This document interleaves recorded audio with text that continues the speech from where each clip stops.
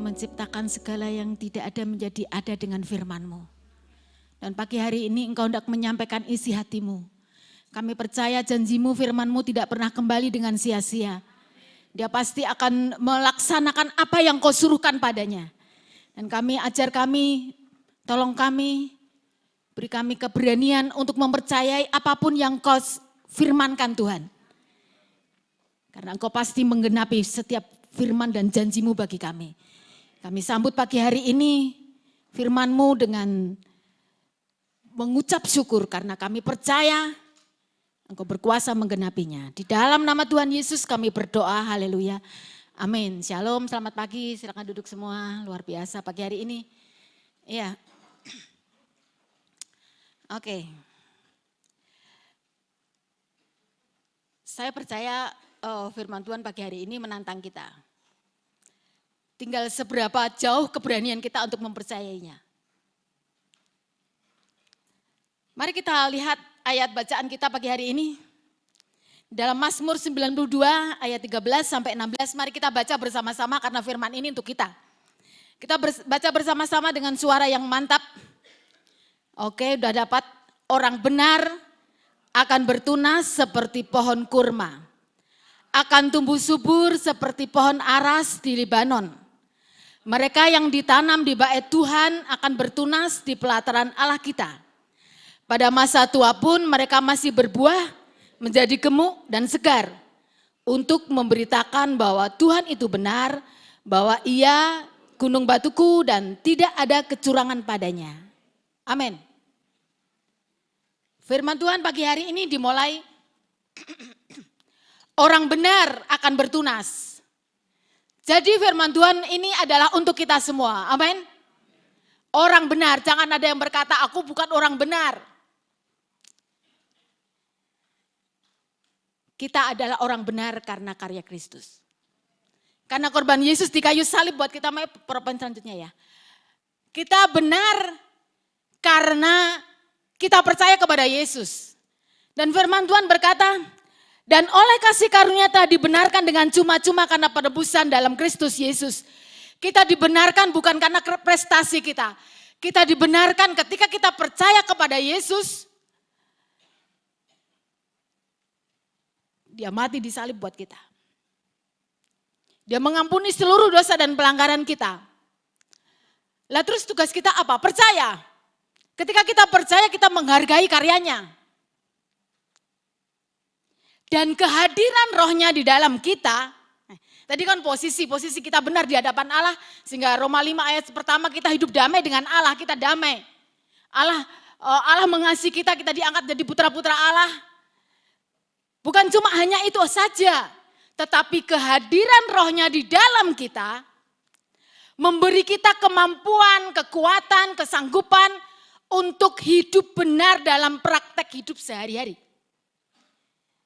Jadi bukan cuma posisi saja kita benar di hadapan Allah, tetapi kita kan juga harus benar toh di hadapan teman-teman kita. Bukan dengan kekuatan kita, tetapi kesanggupan rohnya. Janji Tuhan berikan rohnya di dalam hati kita. Dia tidak tinggal diam, tetapi dia terus menerus bekerja. Memberi kita kemauan dan kekuatan untuk hidup memuliakan Tuhan. Hidup benar dalam praktek sehari-hari. Ini sesuatu janji yang luar biasa. Hidupilah di dalamnya dan alamilah dalam hidup sehari-hari. Saudara, milikilah iman yang sederhana dan berani untuk mempercayai apapun yang firman Tuhan katakan. Milikilah iman yang sederhana dan berani. Kalau firman Tuhan ngomong gitu, aku percaya. Oh, akalku nggak sampai akal ini harus tunduk pada firman Tuhan. Iman, karena iman sederhana dan berani itu memuliakan Tuhan dan Tuhan menghargai.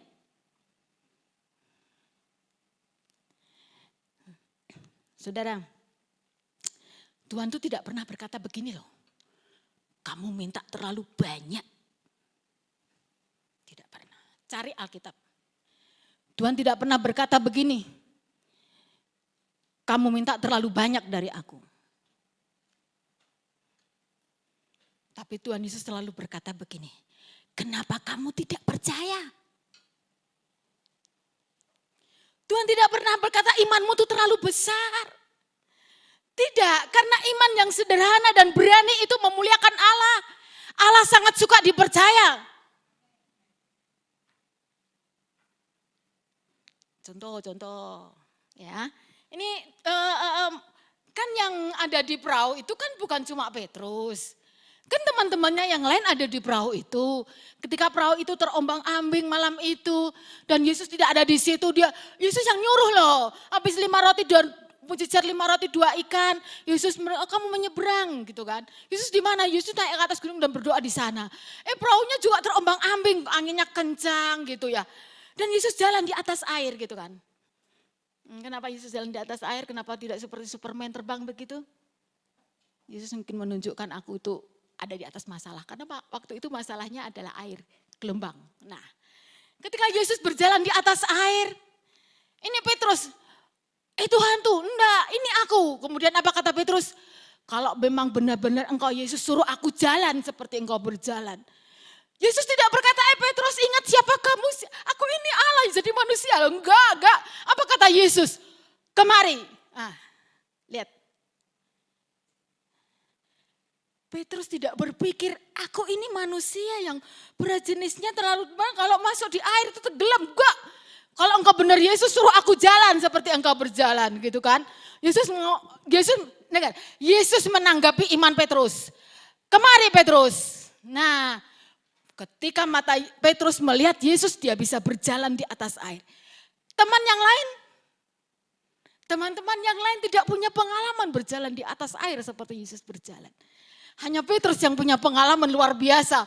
Ada seorang manusia yang bisa melawan hukum alam. Ingat. Hukum alam harus tunduk dalam nama Yesus. Karena Yesus yang menciptakan alam. Jadi iman kadang melampaui hukum alam. Tergantung keberanian saudara. Murid yang lain cuma lihat.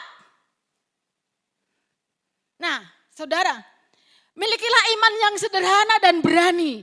Karena iman yang sederhana dan berani itu menghargai Allah dan Allah sangat meresponinya. Tapi kan sekarang kita lihat ya, ini Petrus punya iman yang besar. Dia berani menantang, dia tidak berpikir kalau seandainya itu bukan Yesus aku pasti mati. Dia tidak berpikir seperti itu, pokoknya aku percaya. Dan Petrus mempunyai pengalaman yang luar biasa berjalan di atas air. Dan murid yang lain, dia tuh tidak punya iman seperti Petrus. Tidak punya pengalaman seperti itu. Nah, sekarang pertanyaannya. Sekarang bicara masalah iman. Ada iman besar, iman kecil. Tuhan akan menjawab seberapapun iman saudara. Amin. Karena itu Tuhan berkata, jadilah seperti imanmu. Jadilah seperti imanmu. Bagaimana aku punya iman yang besar? Mari kita lihat ternyata iman itu ada takarannya ya. Bukakan tidak Roma 12 ayat yang ketiga. Roma 12 ayat yang ketiga, kita lihat. Di situ ternyata ada takaran-takaran iman. Roma 12 ayat yang ketiga, berdasarkan kasih karunia yang dianugerahkan kepadaku, aku berkata kepadamu, setiap orang di antara kamu jangan kamu memikirkan hal-hal yang lebih tinggi daripada yang patut kamu pikirkan. Tetapi hendaklah kamu berpikir begitu rupa sehingga kamu menguasai diri menurut ukuran iman yang dikaruniakan Allah kepada kamu masing-masing. Jadi, ada ukuran iman. Ini kan ayat ini mengatakan yang dikaruniakan kepada kita, berarti kan Allah nggak adil ya. Yang satu ukuran imannya besar, yang satu kecil, yang satu dapat banyak, yang satu dapat sedikit. Tidak. Ukuran iman adalah tergantung pewahyuan kita. Apa yang kita terima? Ukuran iman tergantung pewahyuan yang kita terima. Terus nggak adil kan Tuhan yang kasih pewahyuan banyak, yang satu sedikit. Mari kita lihat ya. Allah itu adil, firman Tuhan disampaikan sama dari depan sampai belakang, mendengarkan firman Tuhan dengan kata-kata yang sama. Tetapi walaupun duduk bersebelahan, ukuran imannya belum tentu sama. Tergantung apa? Respon. Tergantung respon. Mari kita lihat. Ketika saudara antusias dan saudara membuka hati, saudara mengejar seolah-olah mencari seperti mutiara yang hilang, oh Tuhan akan memberikan. Oh, firman Tuhan juga menjawab. Mari kita lihat di dalam Markus pasal yang keempat ayat 24. Ini perumpamaan tentang penabur. Saya rindu jemaat di sini punya kapasitas iman yang besar. Karena Allah itu Allah kita, Allah besar. Allah itu Allah sang penjawab iman. Iman, Tuhan pasti jawab. Tadi Markus pasal yang keempat, coba kita lihat. Bagaimana dari ukuran imanku kecil seperti murid-murid Yesus yang ada di perahu, katakanlah imannya kecil. Dan Petrus yang berani, punya iman besar, dia punya pengalaman luar biasa.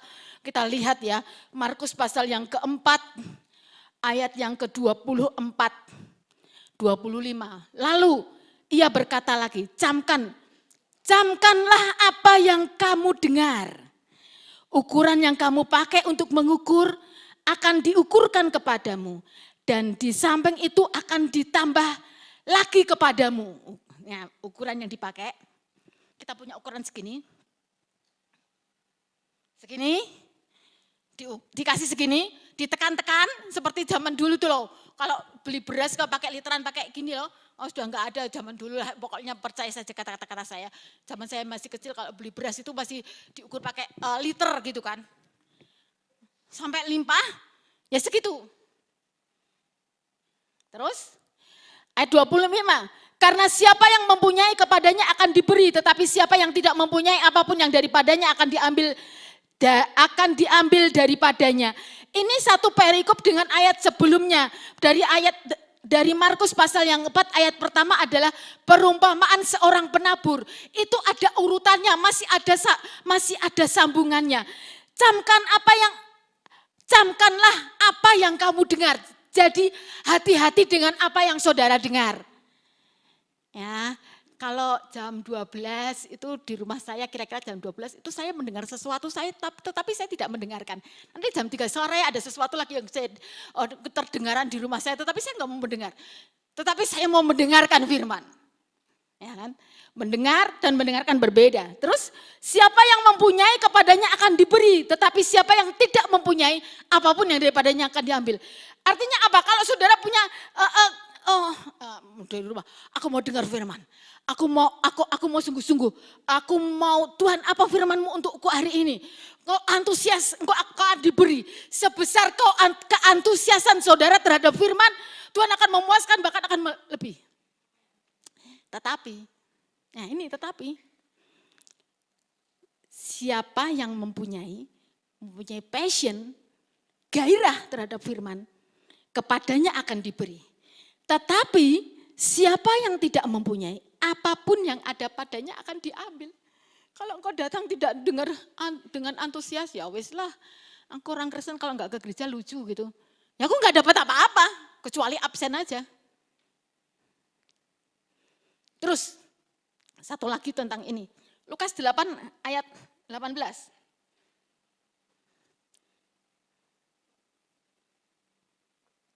Karena itu perhatikanlah cara kamu mendengar. Ini masih satu perikop dengan penabur. Karena siapa yang mempunyai kepadanya akan diberi, tetapi siapa yang tidak mempunyai daripadanya akan diambil juga apa yang dianggap ada padanya.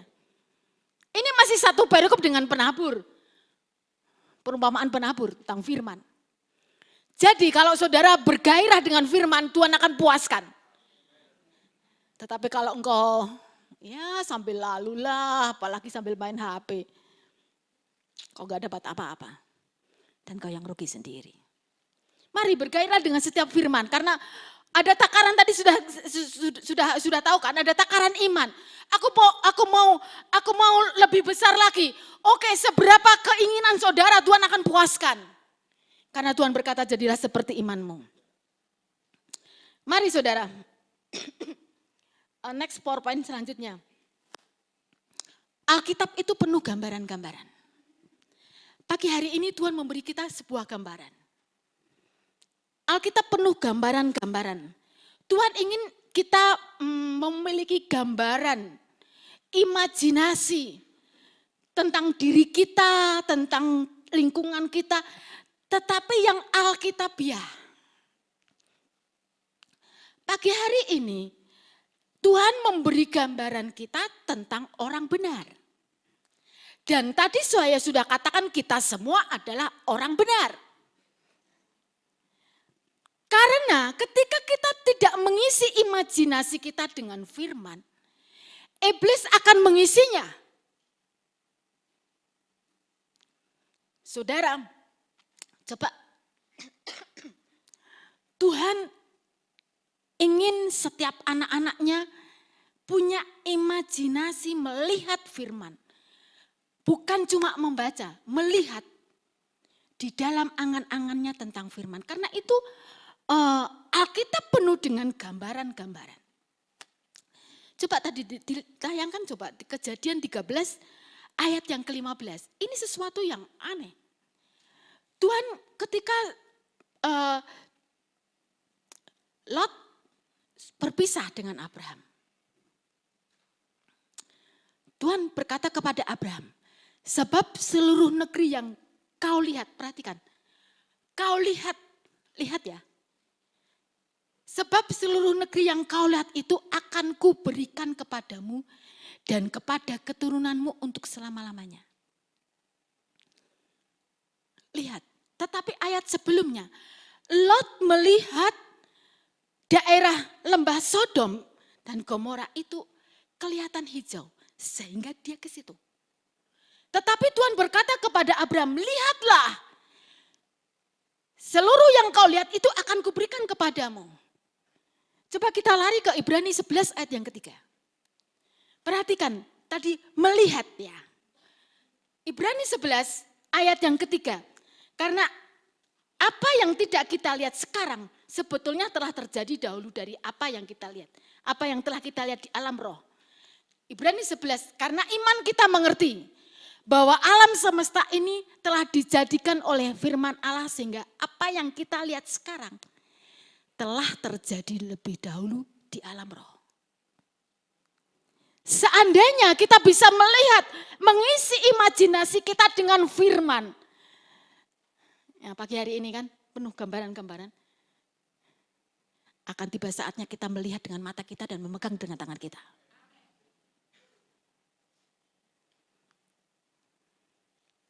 Saya rindu setiap jemaat di tempat ini punya iman yang berani. Ingat,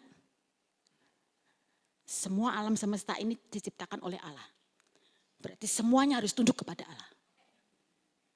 Semuanya harus tunduk kepada Allah. Kita kembali ke PowerPoint tadi. Jadi saudara, orang benar akan bertunas seperti pohon kurma. Di Indonesia tidak ada pohon kurma. Ini gambarannya seperti ini. Orang benar akan bertunas seperti pohon kurma. Mazmur 92 tadi. Bertunas seperti pohon kurma. Sekarang kita cari tahu.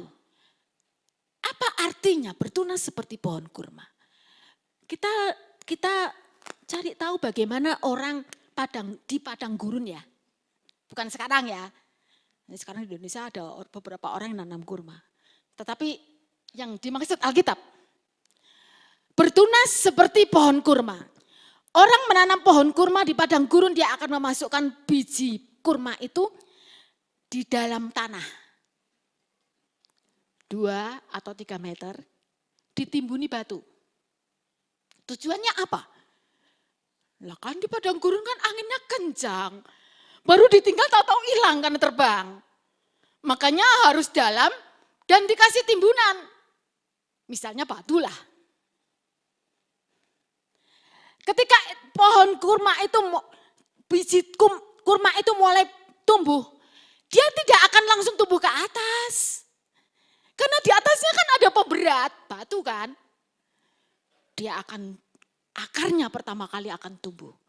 Dia akan masuk ke dalam tanah pasir itu, jauh ke dalam sampai menemukan sumber air. Setelah dia menemukan sumber air, dia baru tumbuh ke atas, memecah batu, menembus batu itu, dan tumbuh ke atas sehingga dia menjadi pohon yang kokoh dan kuat dengan tiupan angin gurun, dengan segala macam panas terik karena dia punya akar yang masuk ke dalam sampai ke sumber mata air. Orang benar akan bertunas seperti pohon kurma. Pohon kurma melambangkan pertumbuhan yang kokoh, keteguhan iman dan kemampuan untuk menghasilkan buah secara terus-menerus meski di lingkungan yang sulit. Padang gurun sulit air, kurma akan tetap tumbuh dan dia akan berbuah. Usianya berapa? Sampai 100 tahun, usia 100 tahun dia akan tetap berbuah. Usia bisa sampai 150 tahun. Masukkan di dalam hati saudara, orang benar akan bertunas seperti pohon kurma. Punya daya juang yang tinggi, dapat memecahkan sesuatu yang menutupinya, menghalanginya. Karena apa? Karena dia punya akar yang dalam sampai ke mata air. Terus selanjutnya, orang benar akan tumbuh subur. Akan tumbuh subur seperti pohon aras di Libanon. Orang benar akan bertunas seperti pohon kurma. Akan tumbuh subur seperti pohon aras di Libanon. Pohon aras itu apa sih Bu? Nggak ada di Indonesia. Pohon aras biasanya hidup di pegunungan Mediterania. Di dalam Alkitab, pohon aras sering disebut. Pohon aras sebagai simbol kekuatan, ketahanan, kemakmuran dan keagungan. Kayu aras dipakai Salomo untuk membangun bait Allah.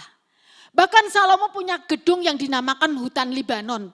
Karena semuanya pakai kayu aras. Nah, pohon aras biasanya tumbuh di pegunungan.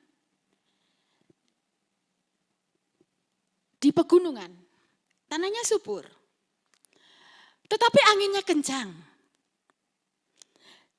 Pohon aras akan mempunyai akar yang dalam, bahkan panjang akarnya bisa 3 kali tinggi pohonnya.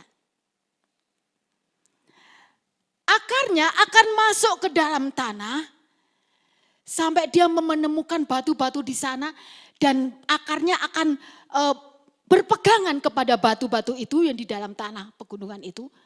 Sehingga pohon aras yang tinggi bisa 20 meter, 30 meter, dia akan berdiri kokoh walaupun diterpa angin pegunungan yang kencang dan dia tetap eksis walaupun cuaca ekstrim. Dia dapat bertahan di cuaca yang ekstrim, musim panas atau musim dingin hingga -30 derajat. Pohon aras tetap kokoh di sana. Usianya 1000 tahun lebih, dia bisa tetap hidup. Kayunya adalah kayu kuat. Dia tahan terhadap serangga dan baunya harum loh. Kayu aras baunya harum, kadang dipakai untuk aromaterapi, untuk penghalau. Serangga gak suka dengan kayu aras, bau kayu aras. Karena itu tidak heran kalau kayu aras dipakai sebagai bahan bangunan yang luar biasa. Salomo menggunakannya untuk bait Allah. Jadi orang benar akan bertunas seperti pohon kurma. Akan tumbuh subur seperti pohon aras di Libanon. Next selanjutnya. Ada 2 perbedaan. Pohon kurma, pohon aras. Pohon kurma tumbuh di padang gurun, sulit air. Pohon aras tumbuh di pegunungan. Tanahnya oke, tapi anginnya kencang.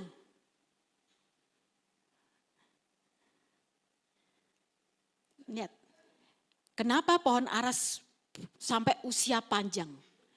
Pohon kurma dapat tumbuh di tempat yang kering karena sama-sama punya akar yang kuat. Yang satu kurma sampai kedalaman tanah menemukan mata air, pohon aras sampai ke kedalaman tanah sampai dia menemukan batu dan berpegang pada batu itu, walaupun angin kencang seperti apa dia akan tetap eksis berdiri. Sama-sama memiliki akar yang kuat. Saudara, artinya apa? Orang benar dimanapun orang benar itu berada. Orang benar itu tetap eksis.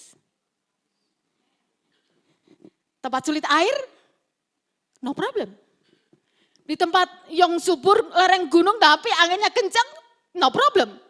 Dimanapun orang benar berada, yang penting perkenanan Tuhan ada padanya. Penuhi imajinasi saudara. Orang benar akan tumbuh seperti, akan bertunas seperti pohon kurma, akan tumbuh subur seperti pohon aras di Libanon. Luar biasa saudara, tergantung keberanian kita. Karena itu Kolose 2 ayat 7, hendaklah kamu berakar di dalam Dia dan dibangun di atas Dia. Sejauh apa akar saudara? Kalau ada angin sedikit saudara mulai roboh lah.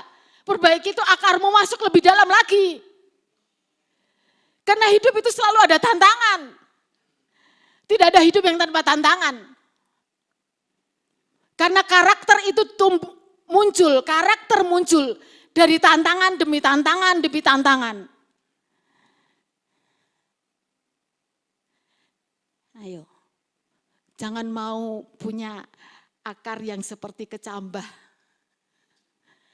Ada panas sedikit langsung layu pasti.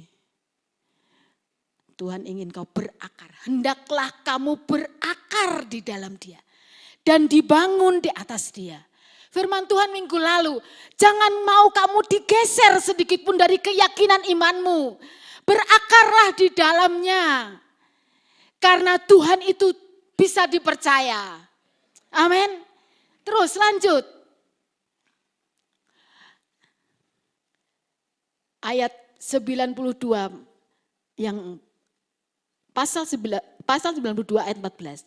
Mereka yang ditanam di bait Tuhan akan bertunas di pelataran Allah kita. Oh, ini luar biasa. Ada kata ditanam. Berarti ada seseorang yang menanam kan? Ingat perumpamaan Tuhan Yesus tentang pohon ara yang ditanam di kebun anggurnya Tuhan. Kita sudah belajar waktu itu. Bagaimana kebun anggur Tuhan. Siapa yang menjagainya? Tuhan sendiri. Tuhan membangun pagar sekeliling. Pagar berduri di sekeliling kebun anggur itu. Dia mendirikan menara jaga. Dia menyiraminya siang dan malam, dia menjagainya siang dan malam. Segala yang dibutuhkan untuk bertumbuh dan berbuah tersedia di kebun anggur. Dan kita seumpama di dalam perumpamaan pohon ara yang tumbuh di kebun anggur, yang ditanam di kebun anggur, kita itu seumpama pohon ara yang ditanam di kebun anggurnya Tuhan. Mereka yang ditanam di bait Tuhan. Tuhan yang menanam saudara di gereja lokal. Enggak kok, hanya kebetulan aku googling gitu loh cari gereja di Kudus. Munculnya GBI Kudus, kebetulan aja aku ke sini. Kalau seandainya ada saudara yang berkata seperti itu, saya kasih tahu. Tuhan yang menanam saudara di sini. Mereka yang ditanam di bait Tuhan. Nah, ditanam. Ketika kita ditanam, kita kembali ke perumpamaan pohon ara yang ditanam di kebun anggur. Ketika pohon ara ditanam di kebun anggur, ditanam berarti kita harus menyerap segala nutrisi yang ada di kebun anggur itu kan. Kita harus mengadopsi DNA yang ada di situ kan.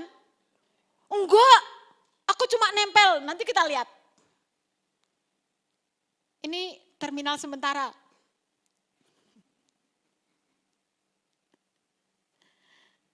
Tetapi firman Tuhan ini berkata, mereka yang ditanam. Saudara ditanam Tuhan di tempat ini, bukan kebetulan. Serap nutrisi yang ada. Hidupi nilai-nilai yang ada di gereja lokal. Mereka yang ditanam di bait Tuhan akan bertumbuh di pelataran Allah kita. Serap nutrisi yang ada di sini. Hidupi semua DNA yang ada di sini dan janjinya Tuhan kau akan bertunas di pelataran Allah kita. Itu janji Tuhan dan alami. Semua dinamika yang ada di gereja. Itu iklim yang subur yang Tuhan izinkan untuk pertumbuhan saudara. Kan ini kebun anggurnya Tuhan. Yang punya adalah Tuhan, dengar, yang punya Tuhan. Kita hamba-hamba Tuhan, pelayan Tuhan di sini hanya pengelola. Serap nutrisi, jangan pilih-pilih. Karena semuanya yang ada, dinamika yang ada, apapun yang ada, ini semua didesain oleh Tuhan. Karena Tuhan itu sang pemilik gereja.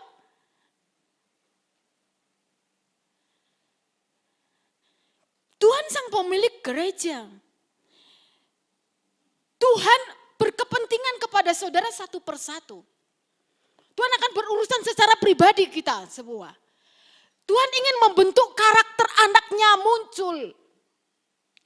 Dapat dilihat, dapat dirasakan dimanapun kita berada. Di rumah, di tempat kita bekerja, di sekolah, di kampus. Tuhan ingin rindu, Allah rindu karakter ilahi itu muncul. Karena itu dinamika yang ada, sukacita saja di dalamnya. Aku pusing Bu, minta hikmat Tuhan. Tuhan yang kan firman Tuhan kan berkata kalau kau kurangkan hikmat, mintalah kepada Tuhan. Karena dia memberi dengan murah hati. Sehingga kita bisa meresponi segala sesuatu dengan benar. Saudara, kita tidak akan jadi seperti yang Tuhan inginkan. Ketika kita, enggak betah di sini ini gereja ini gak sempurna, aku pindah gereja A. Tak kasih tahu. Ketika saudara menganggap gereja A itu sempurna, jangan masuk di dalamnya. Ketika saudara masuk di dalamnya, gereja itu jadi tidak sempurna.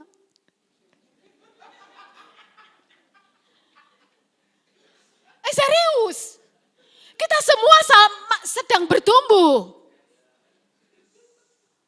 Kita semua sedang bertumbuh. Nikmati setiap proses yang Tuhan izinkan, tidak ada yang kebetulan. Semua by design Allah. Karena Tuhan ingin memunculkan karakter anaknya. Sehingga karakter anaknya itu dapat dirasakan oleh semua orang yang berinteraksi dengan kita dimanapun kita berada.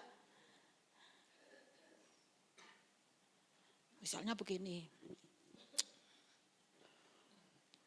Kalau ke gereja, jangan sungguh-sungguh lah. Yang penting kan minggu ke gereja.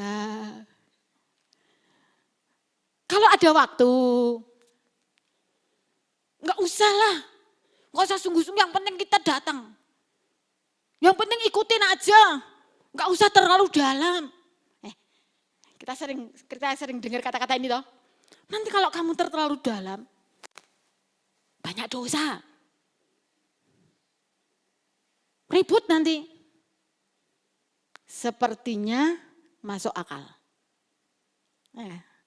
Sepertinya masuk akal. Mari kita cari tahu. Ide siapa itu? Ya, nanti kita jawab bersama-sama. Kalau ada yang punya pikiran seperti itu. Oh gak usah dalam-dalam. Nanti nek dalam-dalam dek gesekan. Engko nek gesekan mari tukaran. Gak nyaman. Biasa-biasa wae. Sepertinya masuk akal. Mari pagi hari ini kita cari tahu. Itu ide siapa? Oke.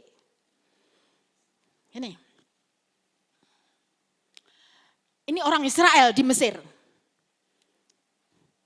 Tuhan ingin melepaskan orang Israel dari Mesir, perbudakan Mesir. Tuhan menyuruh Musa.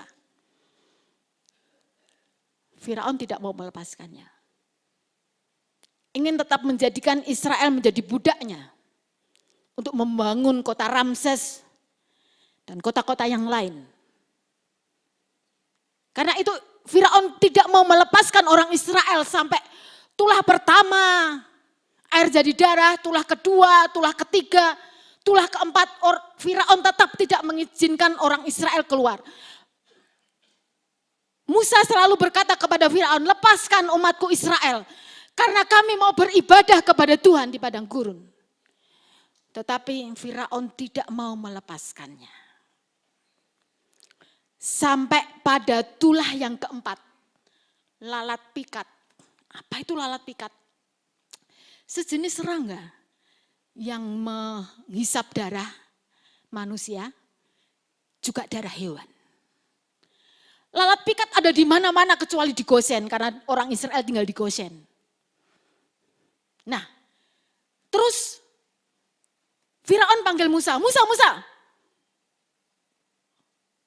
Ini lalat pikat ini, karena Firaun juga garuk-garuk gitu, gatal-gatal. Karena semua tempat tanah di mana orang Mesir berada, lalat pikat menghinggap di tubuh manusia, juga tubuh binatang.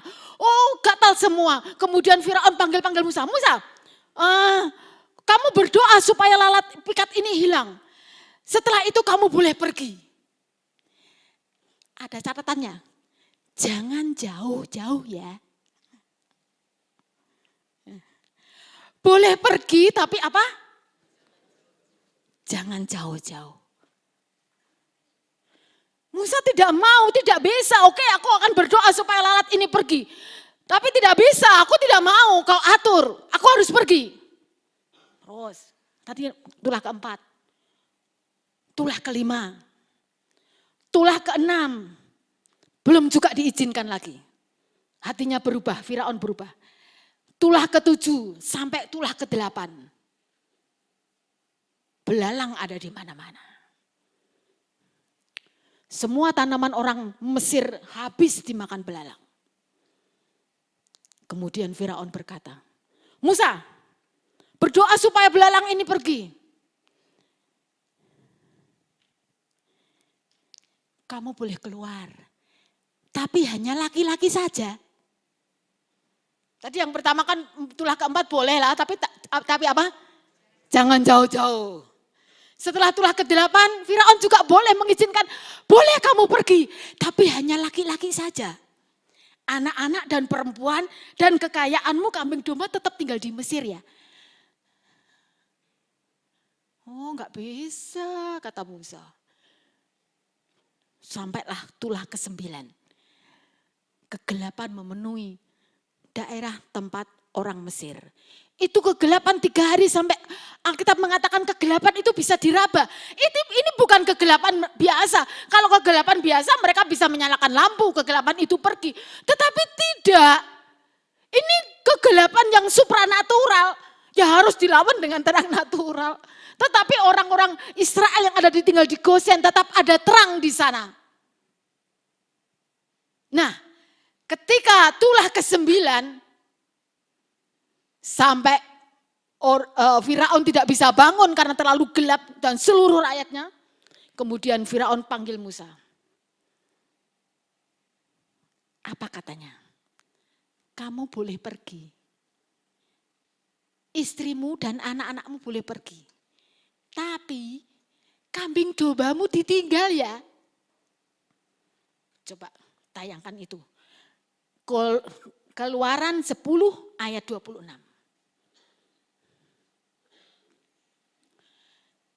Ini kata Musa. Dan juga ternak kami harus turut beserta kami. Dengar, 1 kaki pun tidak akan ditinggal. Kami semua harus pergi, 1 kaki pun tidak boleh tinggal. Sebab dari ternak itulah kami harus ambil untuk beribadah kepada Tuhan Allah kami. Dan kami tidak tahu dengan apakah kami harus beribadah kepada Tuhan sebelum kami sampai di sana. Musa berkata, tidak. Semua kami harus pergi. 1 kaki pun tidak boleh tinggal. Ternak kami harus ikut serta karena kami akan pakai untuk beribadah kepada Tuhan. Mari kita jawab pertanyaan tadi. Kalau seandainya Anda saudara berpikir, jangan terlalu dalamlah ke gereja. Ikutin aja, tipis-tipis aja. Mari kita jawab bersama-sama. Itu ide siapa? Itu ide siapa? Sama enggak ide Firaun? Sama enggak? Wah, saudara terlalu rohani enggak mau menjawab. Hah? Ide siapa? Dengar. Iblis tidak pernah datang kepada kita dengan mukanya yang jelek. Dia akan datang kepada kita, memberi kita buah pikiran, yang kita pikir itu pikiran kita. Karena iblis tidak ingin kita tumbuh. Iblis tidak ingin kita bertumbuh dan kita bertunas di pelataran Allah kita jadi berkat di luar.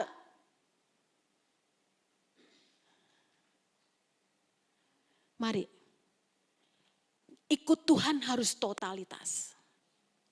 Tidak boleh ada satupun yang tertinggal di rumah, bahkan kekayaan pun aku pakai untuk mengabdi kepada Tuhan. Kenapa orang Israel ketika keluar dari Mesir, seperti orang Mesir itu memberi semua seperti gaji selama 300 lebih tahun itu ditahan oleh orang Mesir karena orang Israel jadi budak di sana, diberikan semuanya pada malam itu semuanya.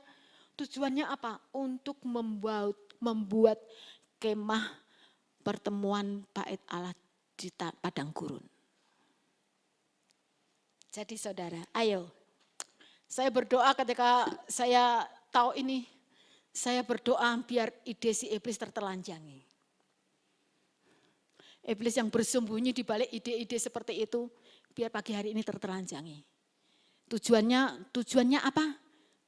Iblis tidak ingin saudara bertumbuh. Karena iblis tidak ingin saudara bertunas di pelataran Allah kita. Apa artinya bertunas di pelataran Allah kita itu apa? Jadi berkat di luar. Saudara jadi berkat di rumah, di tempat saudara bekerja, di tempat saudara berinteraksi dengan siapapun, saudara akan jadi berkat di sana. Mereka yang ditanam di bait Tuhan akan bertunas di pelataran Allah kita. Amin. Tapi hanya untuk orang yang ditanam di bait Tuhan. Bait Tuhan itu rumah saudara. Bait itu rumah. Rumah artinya tempat tinggal keluarga.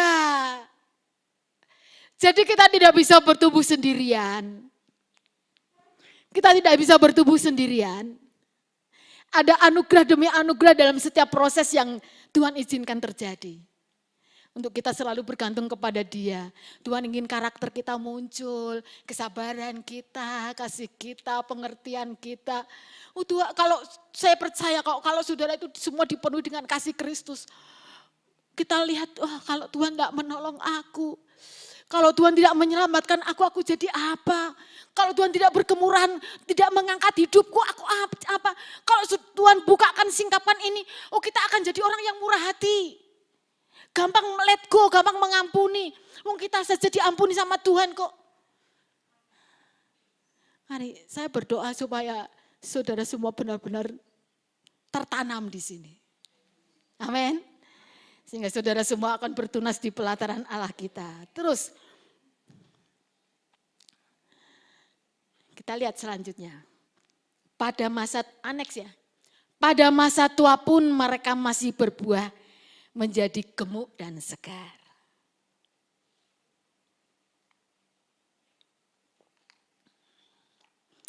Pada masa tua pun mereka masih berbuah gemuk dan segar. Berbuah tetap produktif. Pohon kurma walaupun usia 100 tahun dia masih mengeluarkan buah. Berbuah tetap produktif pada masa tua pun. Gemuk itu bukan berarti badannya tambah gemuk. Itu artinya bahasa lain itu penuh getah, itu kalau tanaman itu penuh getah, penuh gizi gitu loh, penuh sehat gitu loh. Bukan size badannya dan segar.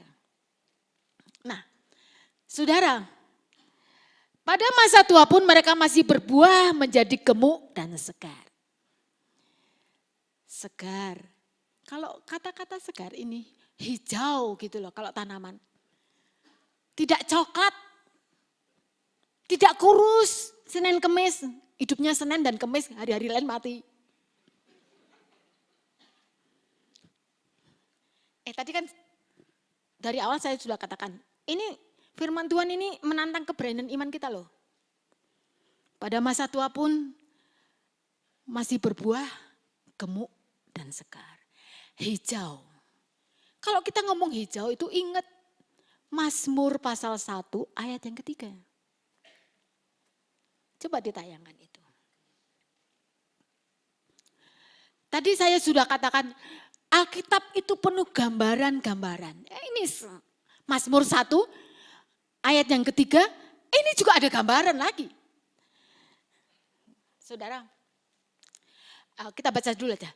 Ia seperti pohon yang ditanam di tepi aliran air, yang menghasilkan buahnya pada musimnya, dan yang tidak layu daunnya, apa saja yang diperbuatnya berhasil.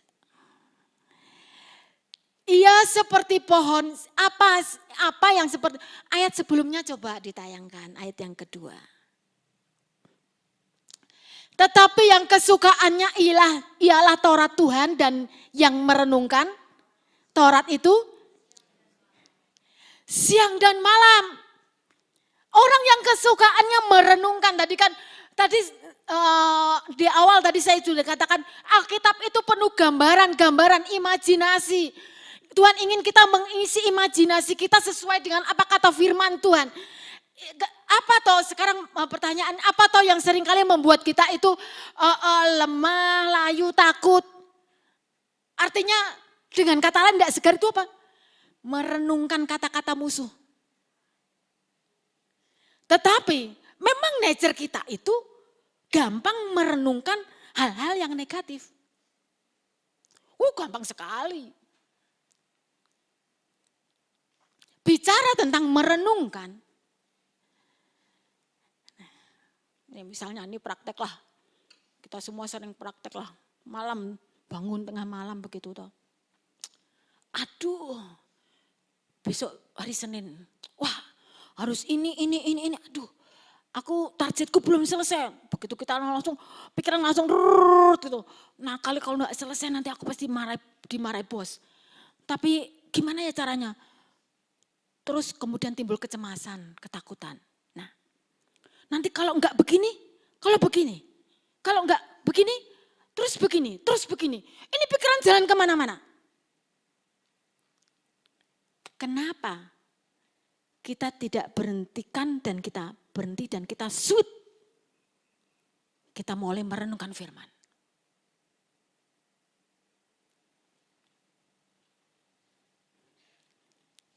Kenapa kita tidak berhenti? Stop.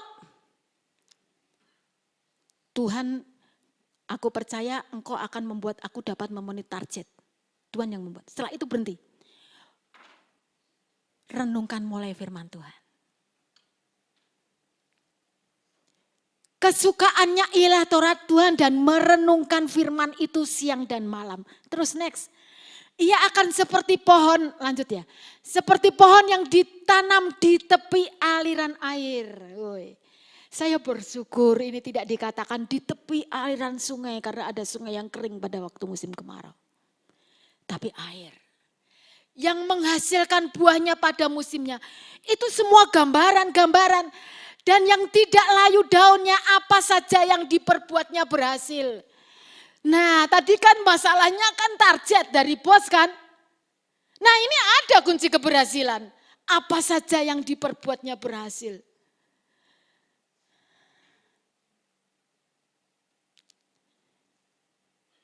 Tuhan itu luar biasa. Mari biar merenungkan firman menjadi gaya hidup kita. Merenungkan firman. Terus Yosua 1 ayat 8. Sebelum kitab Yosua, sebelum Musa mati, Musa telah menumpangkan tangannya kepada Yosua. Dan di situ dikatakan, Ulangan di Ulangan 34 sebelum Yosua kan kitab Ulangan. Di Ulangan ayat-ayat terakhir, bagian-bagian terakhir pasal 34 ayat 9 itu dikatakan Yosua itu penuh hikmat, roh hikmat. Karena penumpangan tangan Musa atasnya. Walaupun Yosua penuh hikmat, Tuhan tetap menyuruh Yosua untuk merenungkan firman Tuhan siang dan malam. Dan Yosua ini Tuhan berkata seperti ini, janganlah engkau lupa memperkatakan kitab Taurat ini tetapi renungkanlah itu siang dan malam. Supaya engkau bertindak hati-hati sesuai dengan segala yang tertulis di dalamnya. Sebab dengan demikian, apa? Ayo bareng-bareng, 2, 3. Perjalananmu akan berhasil dan engkau akan beruntung. Perjalananmu akan berhasil dan engkau akan beruntung. Apa tugasnya? Renungkan firman Tuhan siang dan malam. Perkatakan firman kepada diri sendiri. Terima kasih Tuhan, aku janjimu loh. Aku tuh seperti pohon yang ditanam di tepi aliran air. Yang menghasilkan buah pada musimnya. Tidak layu daunnya dan Tuhan berjanji engkau akan membuat. Ngomong sama dirinya sendiri. Perkatakan firman kitab Taurat ini dan renungkan siang dan malam. Lihat, renungkan siang dan malam supaya engkau bertindak hati-hati sesuai dengan firman. Supaya engkau bisa taat gitu bahasanya. Jadi dengar, apa yang dipikirkan, itulah yang dikerjakan. Amsal berkata begitu. Apa yang dipikirkan orang, itulah yang dikerjakan. Lah kalau pikiran kita penuh firman, tingkah laku kita pasti sesuai dengan firman. Loh, lihat dong ini.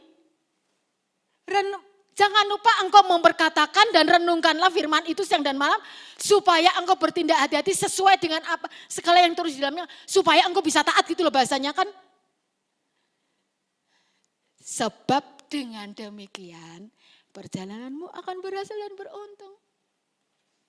Mari saudara, milikilah kesukaan baru. Renungkan firman Tuhan siang dan malam. Engkau akan nampak hijau. Segar.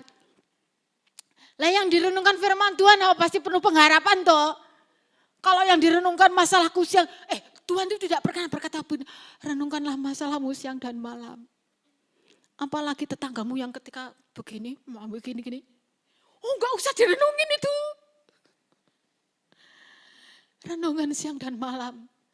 Kalau kau punya masalah, pertanyaannya siapa yang memikirkan masalahku? Dengar, cari tahu apa kata firman Tuhan tentang masalah saudara. Setelah itu renungkan firman Tuhan tentang masalah saudara itu. Apa kata firman Tuhan tentang masalahmu? Renungkan firman itu. Karena firman akan membuktikan dirinya sendiri. Luar biasa. Terus, di sini ada, mari PowerPoint selanjutnya. Di sini ada 2 orang contoh. Satu Kaleb, satu Basilia. Kaleb, Basilai. Kaleb itu temannya Yosua.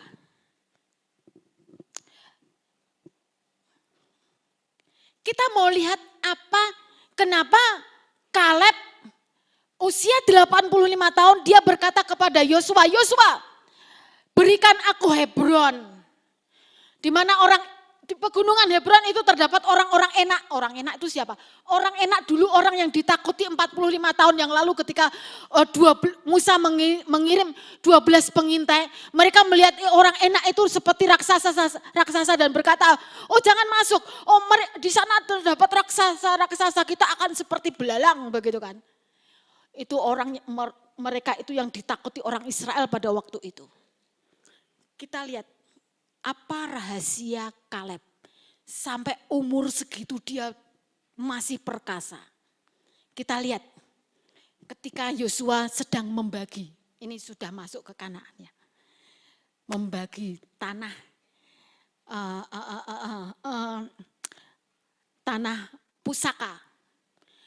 Suku ini tinggal di sini, suku ini tinggal di sini, begitu. Datanglah Kaleb kepada Yosua. Apa kata Kaleb? Kita lihat Yosua pasal 14 ayat yang ke-6. Yosua 14 ayat yang ke-6. Ayat yang ke-6 lebih dulu. Bani Yehuda datang menghadap Yosua di Gilgal. Pada waktu itu berkatalah Kaleb bin Yefune orang Kenas itu kepadanya, engkau tahu firman Tuhan yang diucapkan kepada Musa abdi Allah itu tentang aku dan tentang engkau di Kades Barnea. Lihat, ini ya. Lihat kata-kata pertama apa yang diucapkan Kaleb kepada Yosua. Yosua, engkau ingat tidak apa kata firman Tuhan 45 tahun yang lalu tentang aku dan kamu di Kades Barnea? Berarti 45 tahun Kaleb isinya pikirannya diisi dengan janji-janji Tuhan. Berarti Kaleb menyimpan janji Tuhan di dalam hati dan dalam pikirannya. Dan dia merenungkannya. Lihat ini kata-kata pertama kali. Yosua bagaimana kabarnya? Dia tidak bertanya seperti itu. Engkau tahu kan firman Tuhan yang diucapkan Tuhan kepada Musa. Abdi Allah itu tentang aku dan tentang engkau di Kades Barnea. Terus lanjut. Aku berumur 40 tahun. Ketika aku disuruh Musa, hamba Tuhan itu dari Kades Barnea untuk mengintai negeri ini. Dan aku membawa kabar kepadanya yang sejujur-jujurnya. Kamu masih ingat gak firman Tuhan tentang aku dan kamu? Kades Barnea itu tempat ketika Musa menyuruh 12 pengintai itu loh. Dan orang Israel memilih percaya 10 pengintai daripada Yosua dan Kaleb. Terus dia minta apa? Lihat.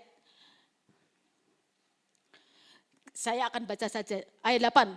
Sedang saudara-saudaraku yang bersama-sama pergi ke sana dengan aku membuat tawar hati bangsaku.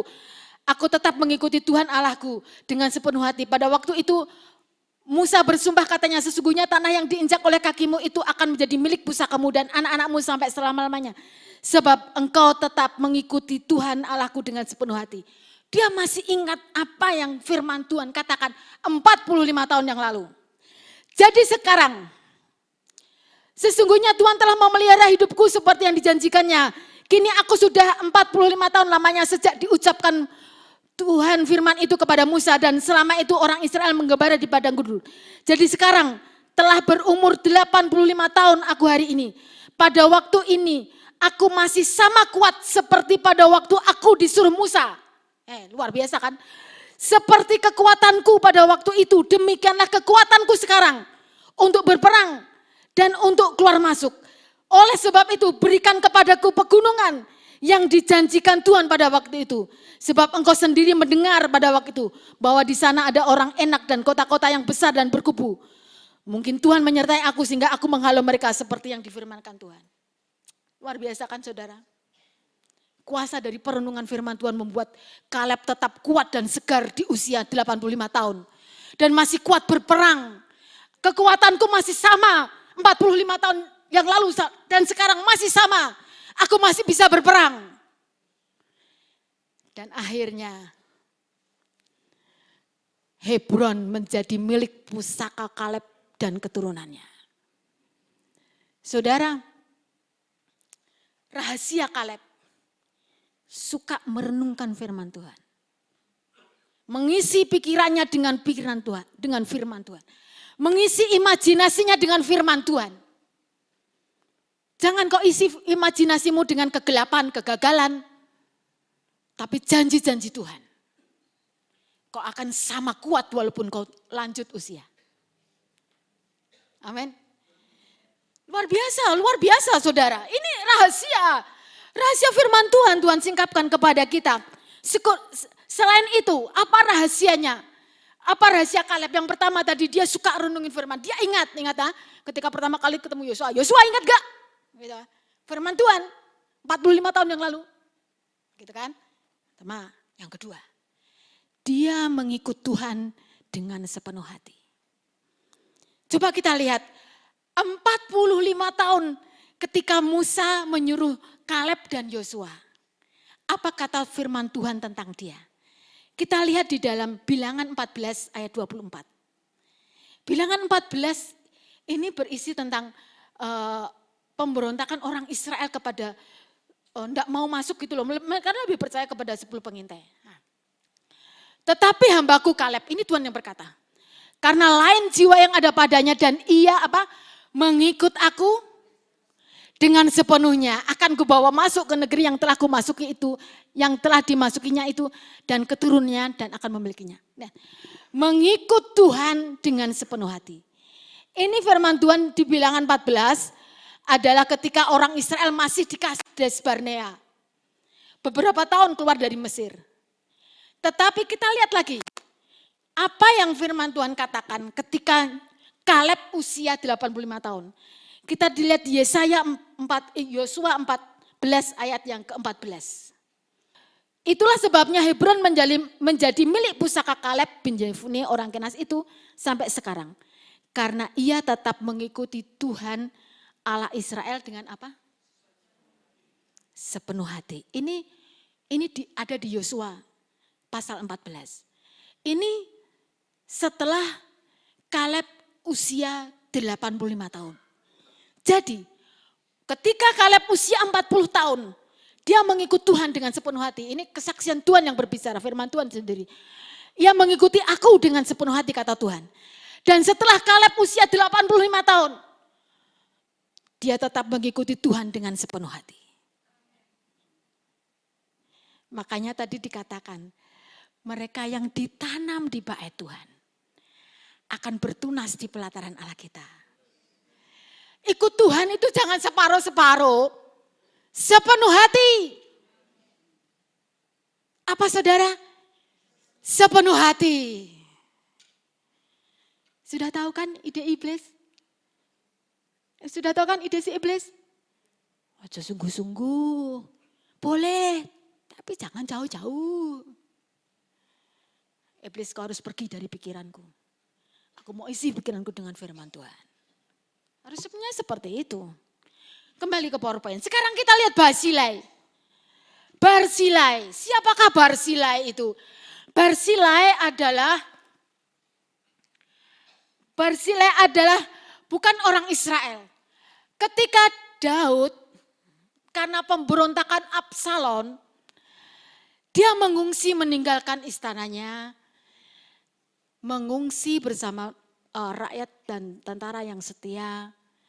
Sampailah Daud di Mahanaim. Saya kalau bicara tentang nama Mahanaim itu ingat bapak saya. Kenapa bapak saya pernah bercerita kenapa memberi nama anaknya Mahanaim dan anak perempuannya Mahanani. Karena seperti Daud, kami tahun 62, 64, saya dan kakak saya lahir di gereja di depan kantor polisi sana. Terjadilah segitulah. Bapak saya memilih di sini dan akhirnya jadilah gereja ini.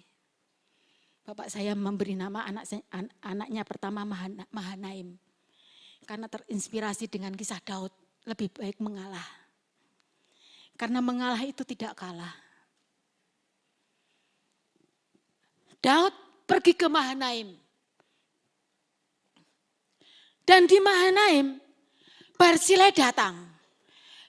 Membawa tempat tidur, mengirim paso, mengirim kambing, mengirim daging, mengirim roti, mengirim semua kebutuhan makanan Daud dan seluruh pasukannya dan seluruh orang yang mengungsi bersama-sama Daud di Mahanaim.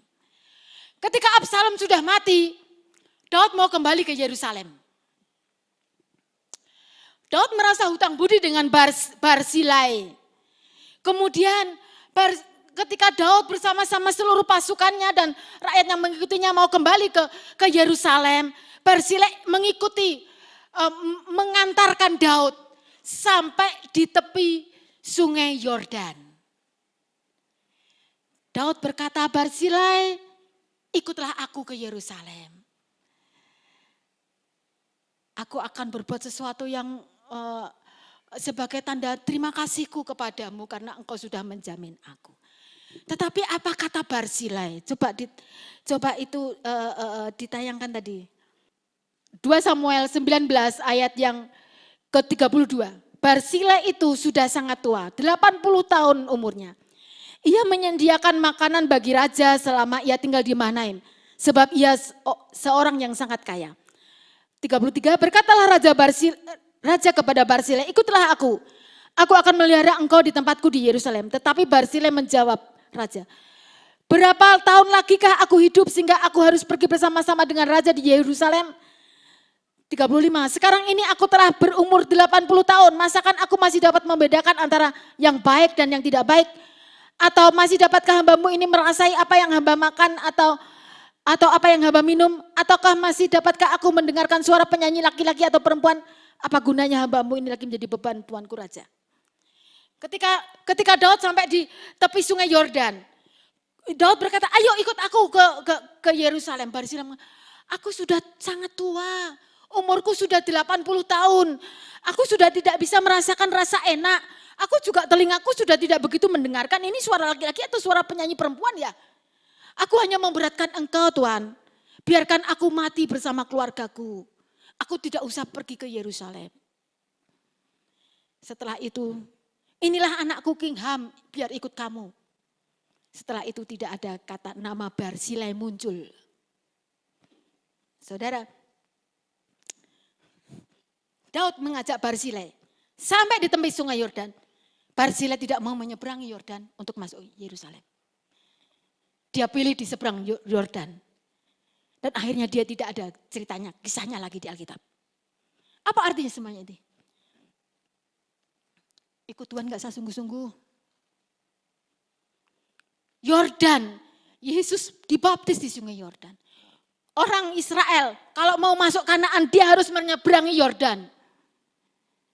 Prinsip salib penyangkalan diri, ikut Yesus, enggak usah ikut Yesus yang enak aja. Enggak mau dia nyebrang Yordan, makanya enggak sampai di Yerusalem. Enggak sampai di Kanaan.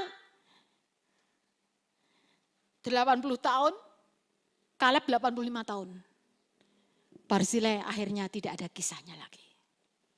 Saudara mau pilih Barzilai atau Kaleb, pilihan ada pada saudara. Sumber daya Tuhan sudah sediakan. Enggak usah sungguh-sungguh, makanya tadi kan yang ditanam di bait Allah akan bertumbuh di pelataran Allah kita. Enggak mau nyebrang Yordan, ya enggak ada ceritanya. Yang terakhir, PowerPoint yang terakhir. Anugerah Tuhan sediakan berlimpah-limpah di tempat ini. Keputusan ada pada saudara. Ketika kita pilih yang benar, yang tepat, Tuhan mensupport semuanya. Semuanya tuh orang benar bertunas seperti pohon kurma, tumbuh subur seperti pohon aras di Libanon. Semuanya itu tujuannya adalah hanya bagi Tuhan. Tidak ada bagi kita. Untuk memberitakan bahwa Tuhan itu benar. Bahwa ia gunung batuku dan tidak ada kecurangan padanya. Mari kita buktikan ayat-ayat ini. Tuhan itu tidak pernah curang. Dia pasti menggenapi apapun yang firman Tuhan katakan. Tergantung keberanian iman kita. Ayo saudara. Kita buktikan ayat ini bersama-sama. Kita akan melihat firman Tuhan itu ya dan amin. Tuhan tidak pernah curang. Hidup kita akan jadi saksi, hidup kita akan jadi kesaksian bahwa kita punya Tuhan yang hidup. Amin untuk firman Tuhan, tutup Alkitab. Mari kita naikkan bahwa aku punya Tuhan yang besar. Ambil keputusan yang terbesar pada pagi ini. Maka sejarah hidupmu akan mengalami perubahan total dan radikal. Angkat tangan saudara. Pulanglah pagi ini dengan penuh sukacita, penuh anugerah. Dan Tuhan berikan kesempatan-kesempatan baru yang luar biasa. Dengan anugerah yang berlimpah-limpah, kasih sayang Tuhan Yesus, sifat persekutuan yang kudus, menyertai saudara ini pagi sampai selama-lamanya. Yang diberkati katakan bersama saya. Kau Tuhan yang benar, tak pernah tinggalkan. dahulu, sekarang, selamanya.